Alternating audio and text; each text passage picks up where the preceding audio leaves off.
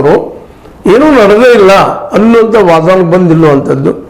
SIT ಅಂತ ಬಲಿಷ್ಠ ಒಂದು ಏನಪ್ಪ ತನಿಖಾ ತಂಡ ಇವತ್ತು ಈ ಸತ್ಯಗಳು ಎಲ್ಲರ ಸ್ಥಿತಿಗೆ ಬಂದಿದ್ದು ಸಹಜವಾಗಿ ಅಲ್ಲಿ ಗಾಬರಿಯನ್ನು ಆತಂಕವನ್ನು ಎಲ್ಲರೂ ಹುಟ್ಟಾಕ್ಲಿಕ್ಕತ್ತದ. ಹೇಗೆ ಅಂತಿಮ ರಿಪೋರ್ಟ್ ಅದು ಚಾರ್ಜ್ ಶೀಟ್, ಈಗ ಚಾರ್ಜ್ ಶೀಟ್ ಅಲ್ಲ, ಮಧ್ಯಂತರ ಬರೆದಿಂದ ನಾವೆಲ್ಲ ಅಂತ ಇದ್ದೀವಿ, ಅದು ಅಂತ ಇದ್ದೀವಿ SIT.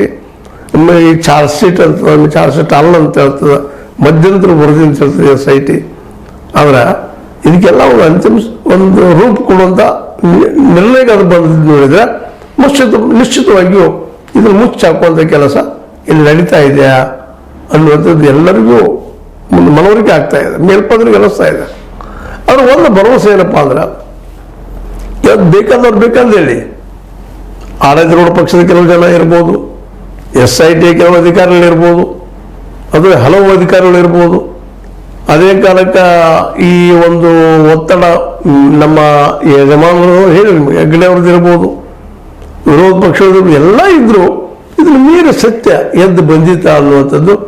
ಬಟ್ ಜನರಿಗೆ ಬಂದ್ರೆ ಇವತ್ತು ಈ ಎಲ್ಲ ಘಟನೆಗಳ ಬಗ್ಗೆ ಇವತ್ತೇನಪ್ಪ ಅಂದ್ರೆ ಎಲ್ಲರೂ ಆತಂಕಿತರಾಗಿದ್ದಾರೆ, ಎಚ್ಚರಗೊಂಡಿದ್ದಾರೆ. ಇನ್ನೊಂದು ನಡೀತಾ ಇದೆಯಪ್ಪ, ಇದ ಸುಳ್ಳು ಹೇಳ್ತಾ ಇದ್ದಾರೆ ಎಲ್ಲರೂ ಅಂತೇಳಿ ಮನವರಿಕೆ ಮಾಡಿಕೊಂಡು ಸರ್ಕಾರದ ಮೇಲೆ ಅಥವಾ ತನಿಖಾ ತಂಡದ ಮೇಲೆ ಒತ್ತಡ ತರುವಂಥ ಕೆಲಸಗಳು ನಡೀತಾ ಇದ್ದವು. ಬರೋ ಡಿಸೆಂಬರ್ 16ರಿಂದ ಈಗಾಗಲೇ ಮನೆಗೆ ಮುಟ್ಟುವಂಥ ಕೆಲಸವನ್ನು ಹೆಣ್ಣು ಮಕ್ಕಳು ಪ್ರಯತ್ನ ಮಾಡ್ತಾ ಇದ್ದಾರೆ, ಬರ್ತಾ ಇದ್ದಾವೆ.